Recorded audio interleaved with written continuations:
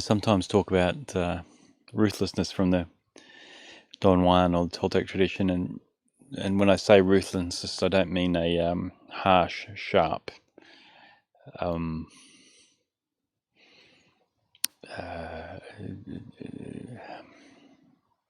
grabbing or forceful energy. For lack of a better word, I have to use the word because I don't know a better one, but it's just this soft ruthlessness, or you could say unbending intent, where it's just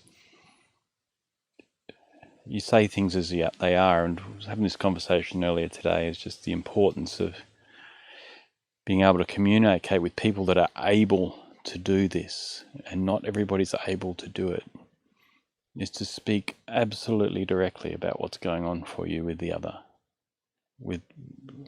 And these are rare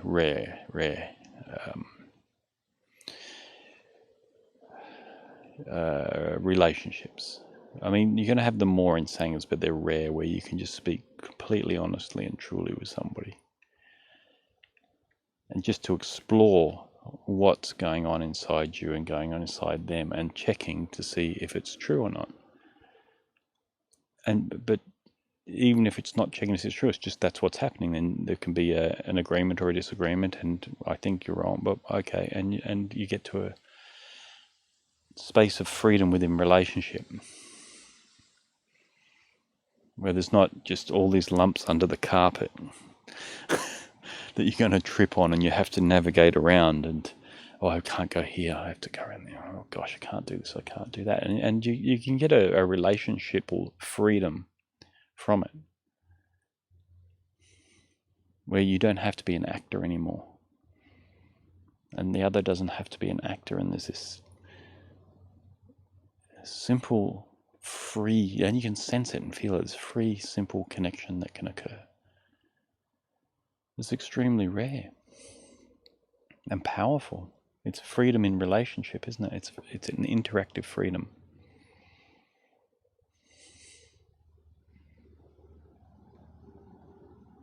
I think everybody would know how rare these are, no? Can you look through your relationships,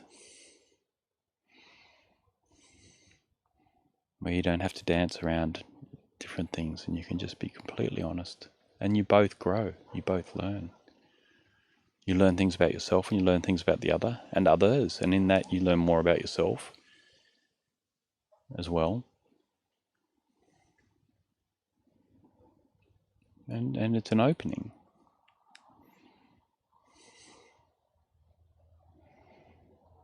And you can feel it, as I said, you can feel it. When you're in those dynamics, it's just this sense of freedom that can be there.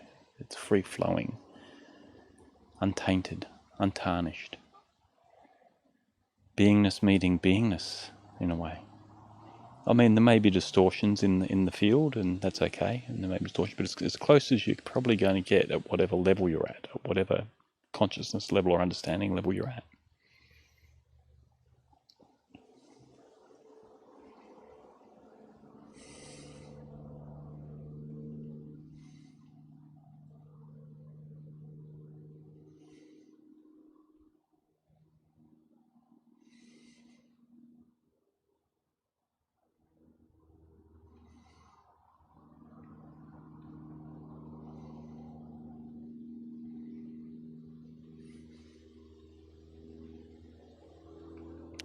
And anything under this, isn't it? Anything under this is a dance of shadows. You could call it polite and kind and all these things, but really it's an avoidance, and it's a dance, avoiding each other's triggers and patterns.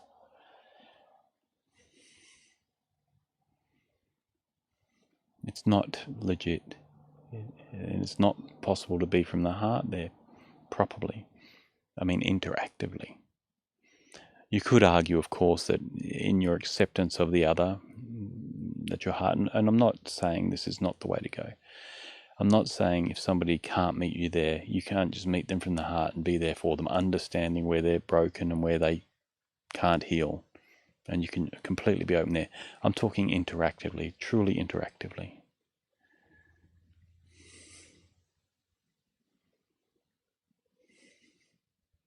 It's the simplest, most beautiful thing as far as interaction goes.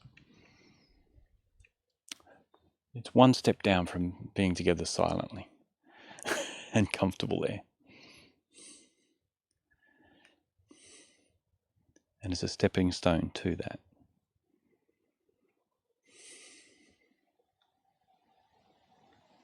And it's rare.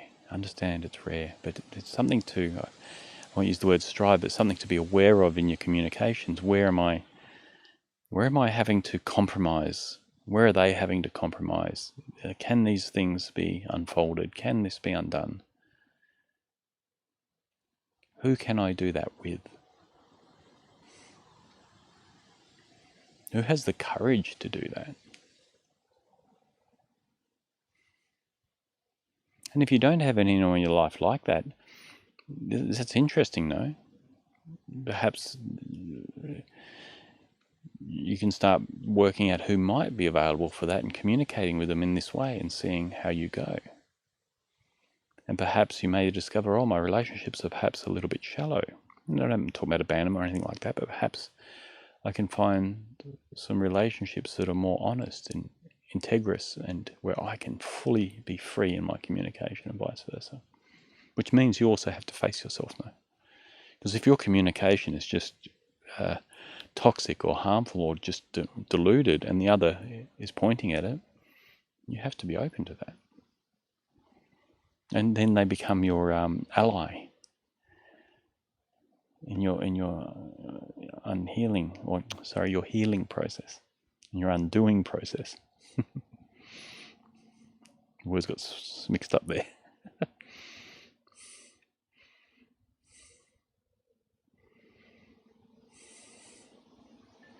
This is rare. It's a gift. So something to consider, something to ponder, something to check out.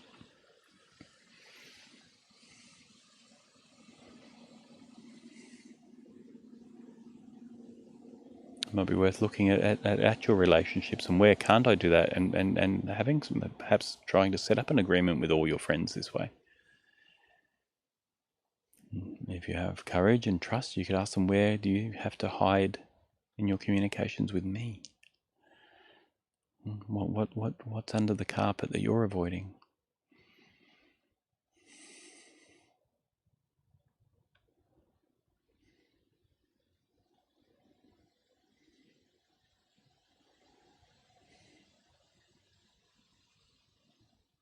That you're moving around.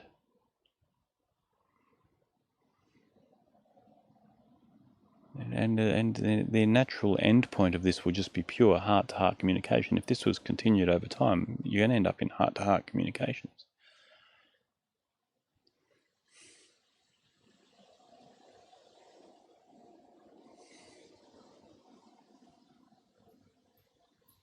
It's going to be very hard for you to present characters and or personas that aren't authentic.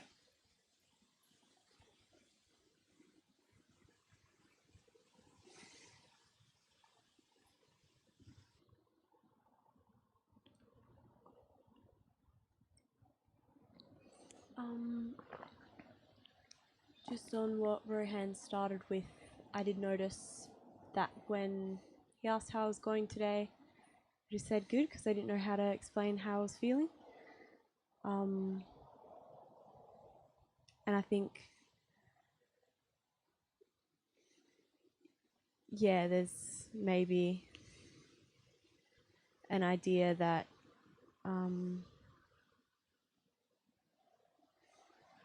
if I say anything else, there'll be judgment for some reason. I don't know.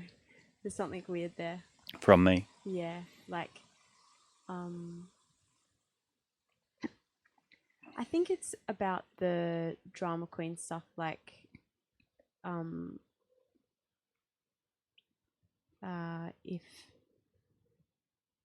if I'm feeling a bit off and I talk about it, then I'm being drama queen because I'm trying to make something of it. Yeah, but that's incorrect, isn't it? Yeah. You know that, right? It's like yeah. I'm feeling off. Yeah. I realized afterwards I should have just taken an extra moment and looked inside and explained, or just said exactly in a simple way how I Where's was the feeling. drama in being honest? Yeah. Yeah. Yeah, I feel a little bit off. Yeah. Because it feels wrong, like afterwards when I say good and it's not true. And Yeah. that's sort of what happens. Yeah. So then you got a drama on your hands. Yeah. And then the drama queen goes, oh, we got Yeah. her again.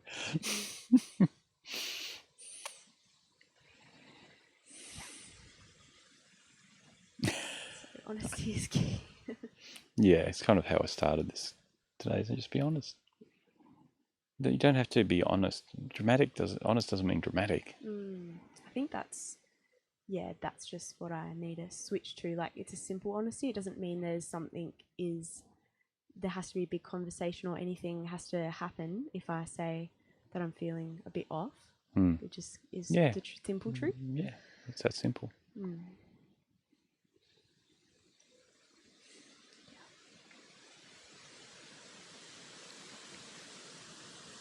I'm feeling off, but it's okay. It'll pass. Or I need some help. Or, yeah, pretty simple.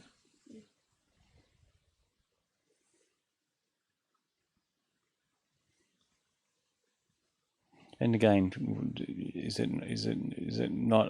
Are we not allowed? You know, I used to say it all the time, didn't I? It's like we want to handpick the rainbow colours. There's a rainbow. You know, I'm not into red. I'm sorry. We're just going to have to cut the red out. You know, you just look at your rainbows like this, with your finger hiding the colours you don't like.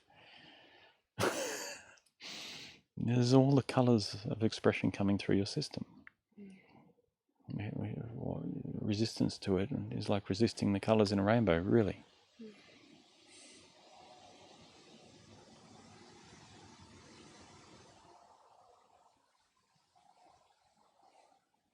To acceptance.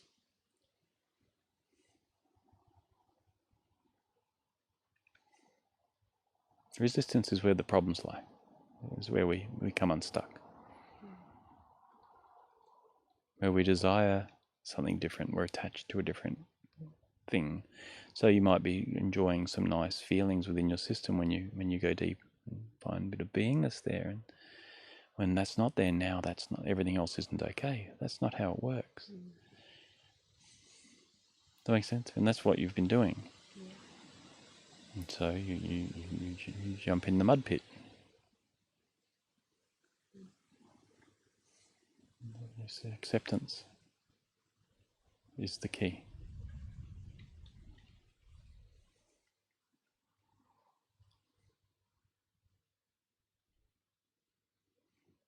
It's a bit of a fallacy that it's awakenings about just feeling good all the time, and that's it. And if I'm not doing that, I'm failing.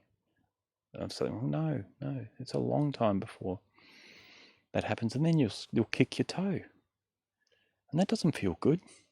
Oh yeah, thought it was a metaphor. No metaphor. I kicked my toe today. It hurt. I didn't sit there going, well, hang on a minute. I thought the awakening deal was no more suffering. This is no good. I'm out. I quit. It hurt, but it was okay. The pain went away. Makes sense? People are going to say mean things and do mean things to you too, perhaps. Quite often, even more stuff comes your way. Yeah. Oh, yeah, but when I wake up, all the problems go. No, more come. Often more come.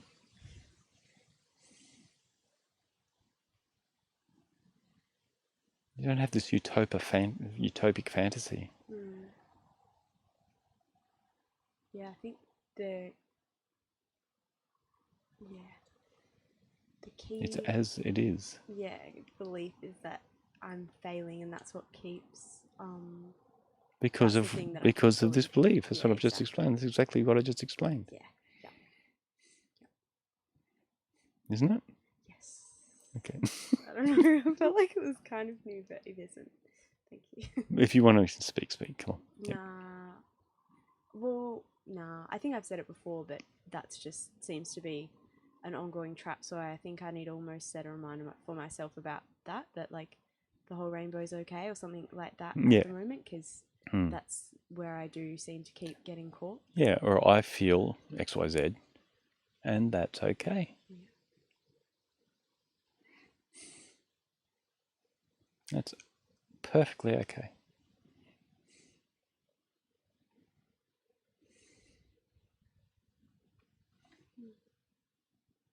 I'm allowed to feel this way. And if you allow yourself deeply and you sit in some of these feelings, you discover they're not that bad at all. And then you can even forget about the word feeling, though. You can go, okay, well, what is this? I've got the word feeling and it's got a name on it called sadness or grief or jealousy. Okay, well, what is it under that? Okay, well, it just feels like a vibration. My system, well, what sort of vibration? Oh, well, a sharp one. Okay, so it's a sharp, fast vibration. Okay, where's the center of it? And it's just a vibration. In the center of it, you don't even have to go in my stomach. You go, it's below where I'm observing from. It's below where observation's happening from. You can get rid of all the body parts, all the labels, and just come back to simply the fact that it's a sensation below your awareness point, the center of your awareness point. No? Yeah, that's good. Just pull it back to its truth. That's the truth. I'm not asking you to do anything weird or remember, a Vedic text or a Buddhist text that goes for 3 days. It's just very simple. That's the truth.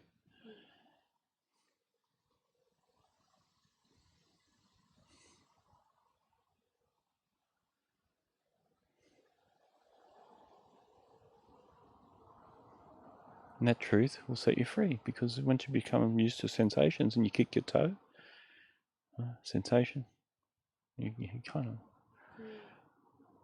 it may be like an owl that comes out, because it just happens so fast. It's okay, so what?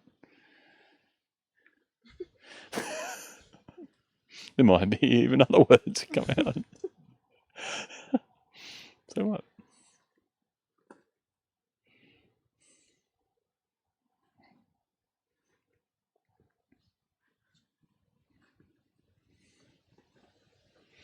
Jesus woke up and he wasn't treated very well. He got hung up. Some argue he was let down again and he went and lived a nice long life in India, which was probably accurate.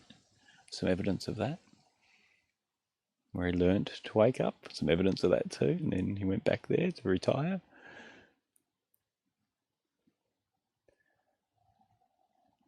So it sort of punches a lot of holes in some of the stories. But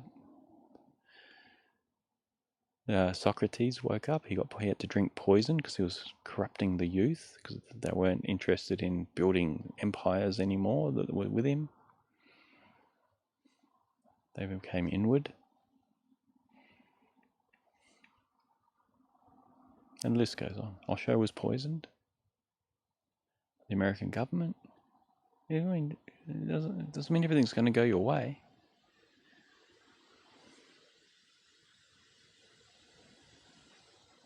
And the list goes on and on.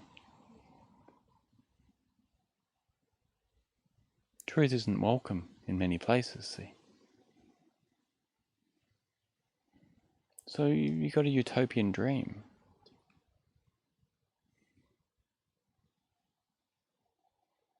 Truth isn't even welcome in a lot of spiritual schools, you'll be surprised to know. Most, actually. Stories and dreams are far more interesting, supported.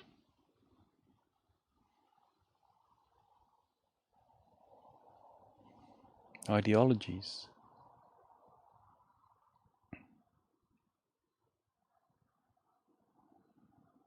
It's very simple. This is here now, and if there's a vibration in there, you can observe it or just be.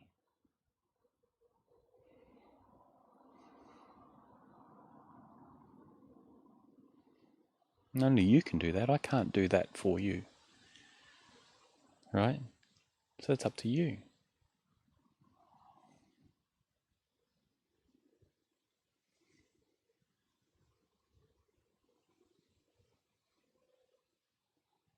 Everyone can put on a great show when they come to Satsang, but what have you done between Satsangs and meetings? Have you been at peace with yourself? Have you been working on that? Do you understand? That's all you.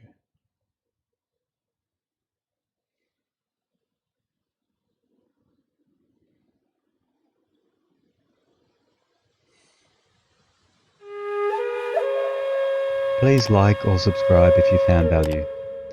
Meet Rohan via rohan.life.